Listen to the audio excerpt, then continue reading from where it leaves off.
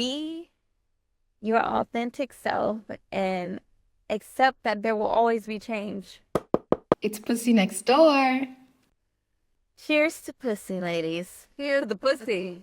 The pussy. Here's the pussy. Pussy is pussy. Pussy, it's a pussy, it's a pussy next door. It's a pussy, it's a pussy, it's a pussy next door. Hey, hey, hey, hey. Hey, y'all, it's Pussy Next Door. I'm Marita. You can find me at Marita on Instagram. And I'm Davina. You can find me at just Davina on IG.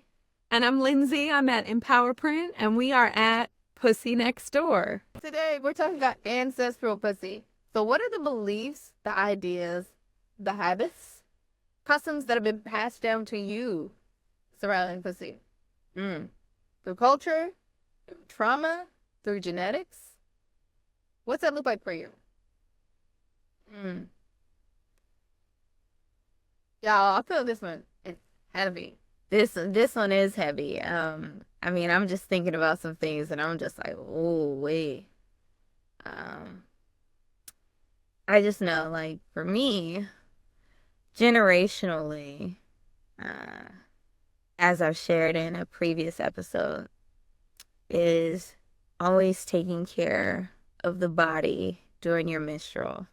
And when your cycle is on, it is very important that you take care of yourself because my family believes that's like the most vulnerable time when like a woman can either fall ill or be more vulnerable to their emotions. And I say vulnerable to their emotions, and they tend to think more with their emotions during that time than like using your brain, I guess. So even still to this day, like when I'm on my cycle, I make sure like I have my feet covered because you don't want your feet bare. I make sure that I take that extra time to myself. So I'm oiling up, I'm taking time to really like take care of myself. I'm getting the proper rest. Just so then that way I can shed away the last month. It's like a full, like they look at it as like a full cleansing of self. Not just like, oh, this is what we have to do, but it's like a full cleansing, new start right after. So that's something that I've been taught to do. You know what I'm saying? And there's some things where I'm just like, I ain't doing this shit no more. Like, no, I'm not always about to go take a bath. Like, no, like sometimes I don't have time to take a bath like that and like really just soak and be in the water. I ain't got time like that, you know? But like making sure that I do take a nice long shower and I'm oiling myself up and really just taking the time to just be with myself. That's something that I still continue to keep with me. So, yeah. That's it, yeah. And there's some other things that just goes deep where it's just like there's one time I remember my grandmother, she would always say, you know, don't have ice cream because it'll give you clots.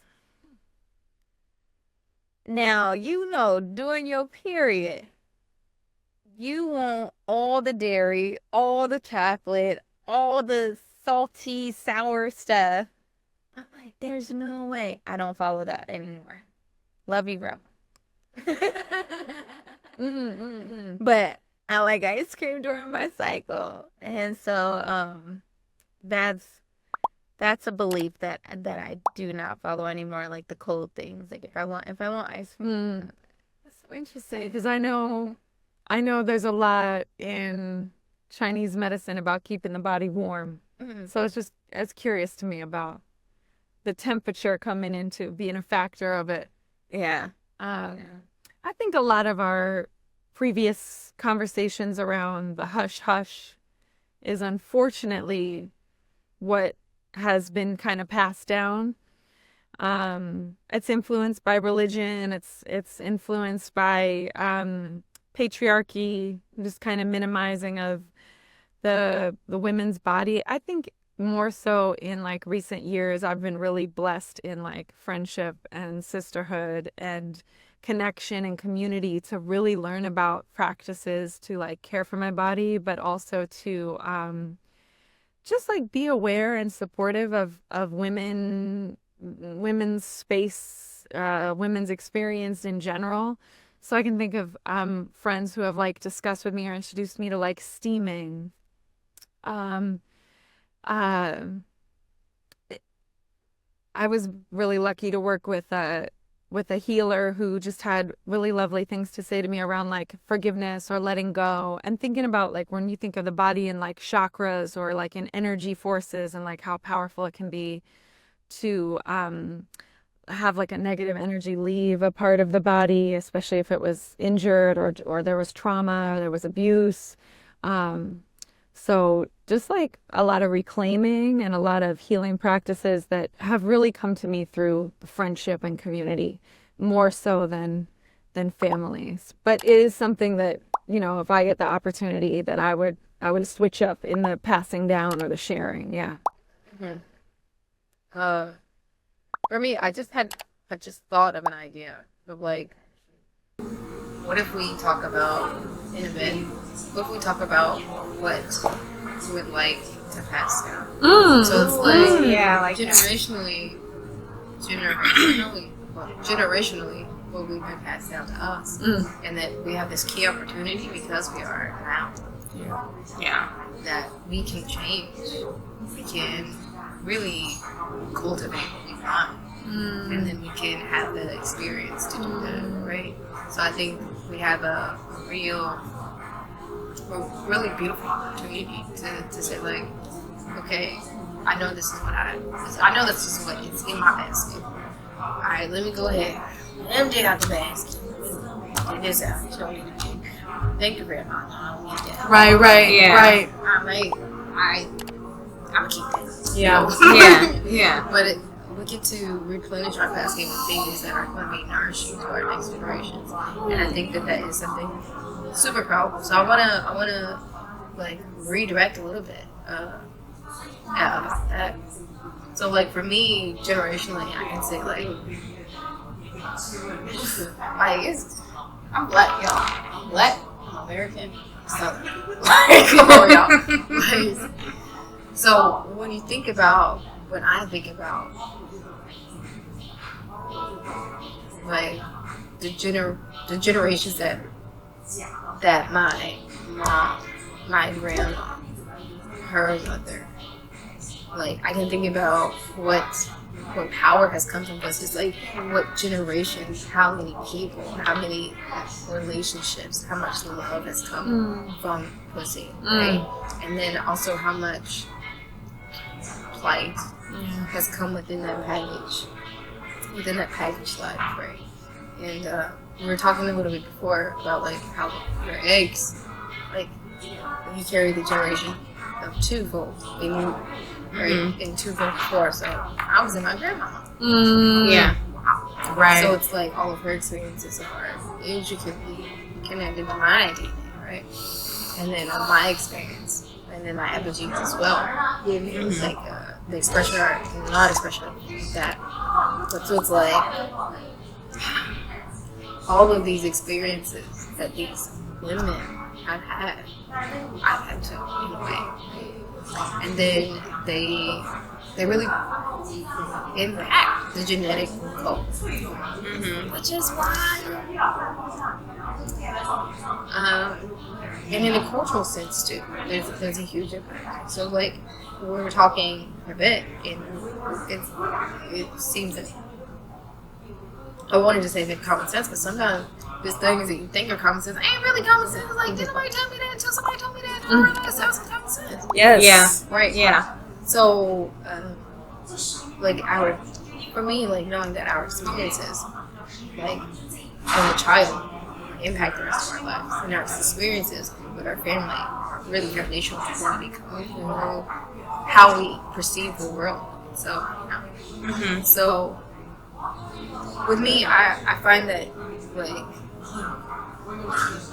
being black, being American, being woman, and being Southern, there's so much trauma within that experience of just being. just being. And I know that pussy has been a huge part of that reclamation for me. Like, when it sounds weird maybe, but when I started to like realize, oh shit, pussy can talk. And she's saying, oh, and she has a way about her, and she's influencing me, and she know what she's doing. She know what she's doing, and there's an information that's fast. It's like a knowing. It's like, okay, I know that this isn't right. Let's see what else is right. Let's see what could be right. Mm-hmm. So for me, it's been like a really transformational time to see like to have what I believed and thought about pussy come from everywhere else but me, and to be able to transform that and have that to be like, nah, bro, I get to choose. And like being in that space of like to choose has actually opened up so much choice, so much space, so many options, and so much information that before it was just like inaccessible. So I find that has been like kind of that transition from like what pussy was passed, like what pussy passed down, into what pussy can pass down. Mm-hmm. And then I kind of want to probe a bit about that. I want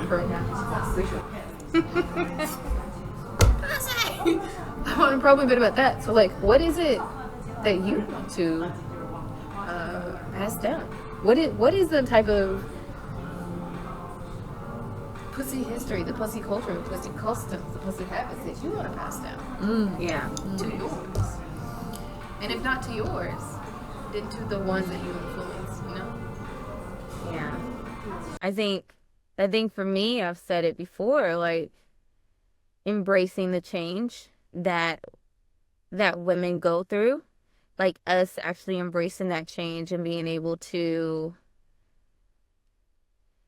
accept that we will continuously change as women, like and taking care of ourselves should always be more than when we're on our menstrual cycles.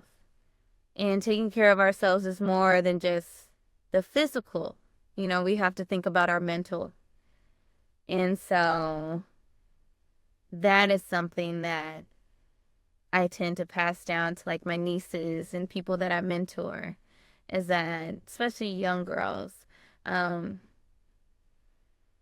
is that you embrace your change. We are continuously changing. You do not have to stay stagnant.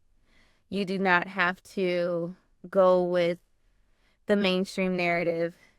You do not have to go with your generational curses or chains or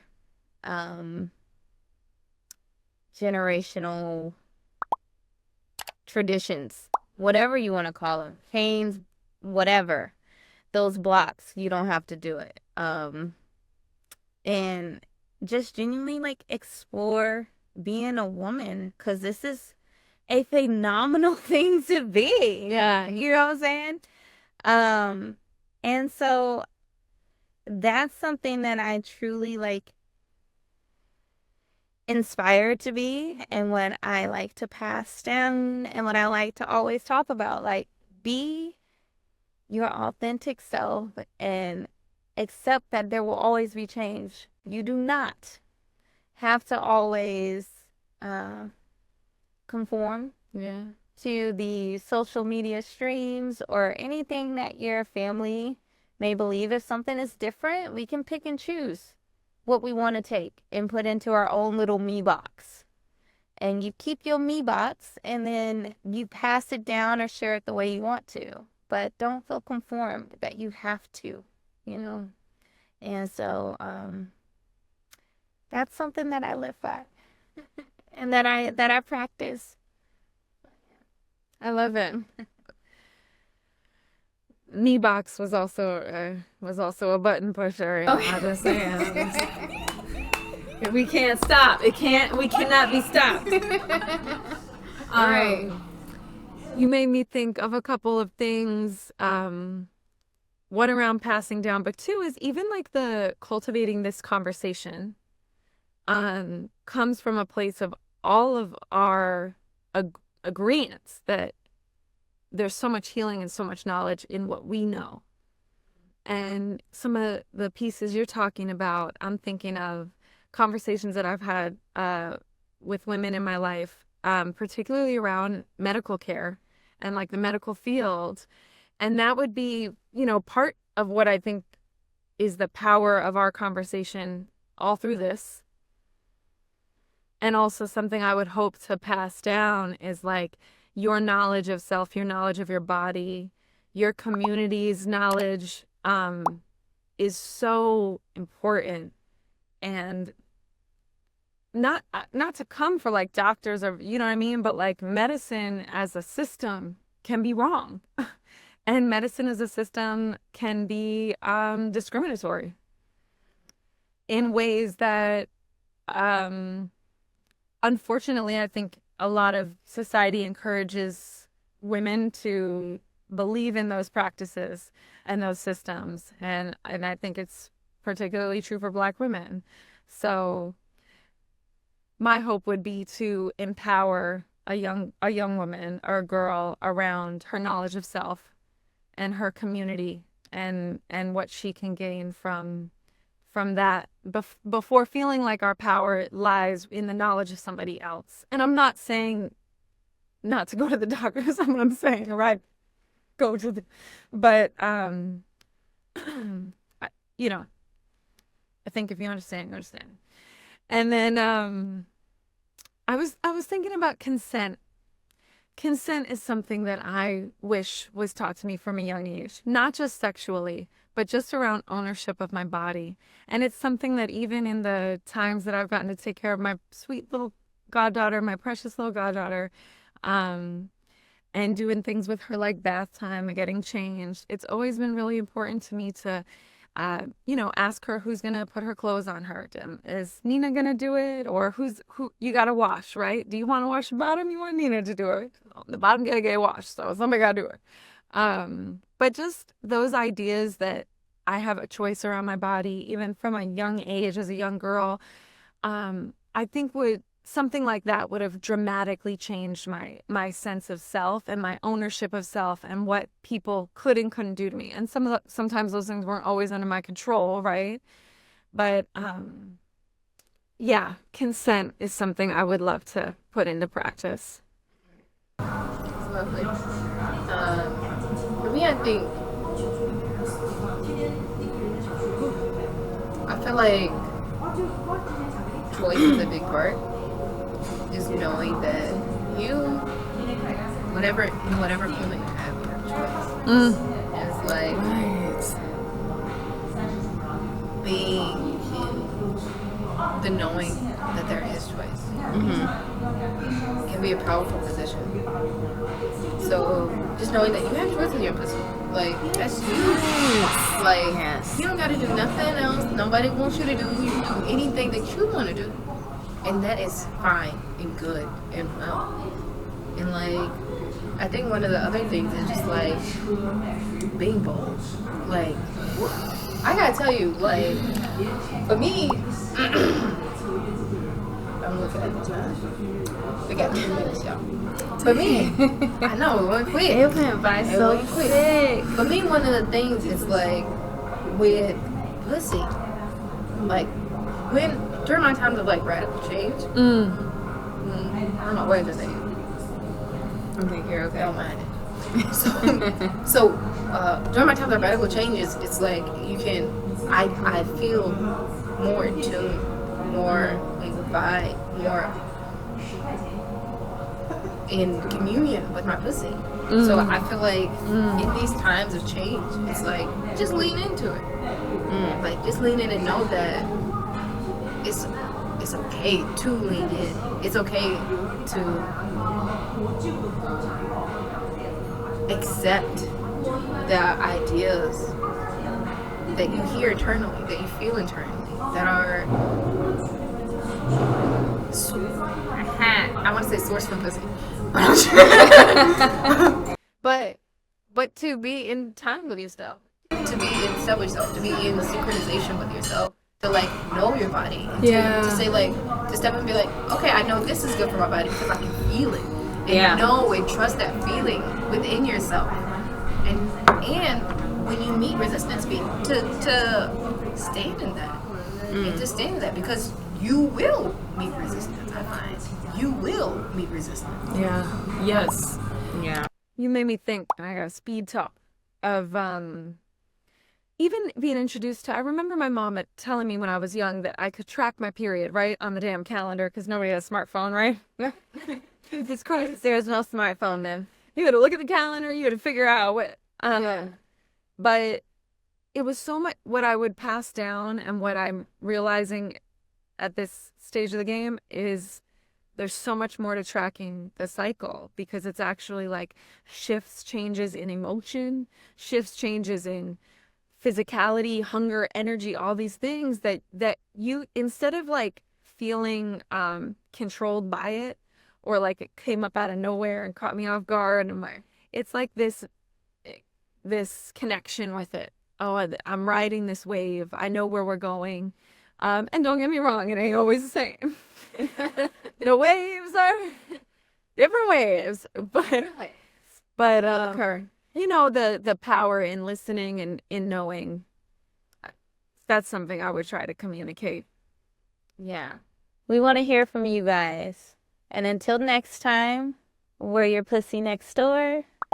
And I'm Davina. You can find me on IG at just Davina. I'm Lindsay at EmpowerPrint. I'm Maritha at Maritha Job. All right. We look forward to hearing from y'all. Peace.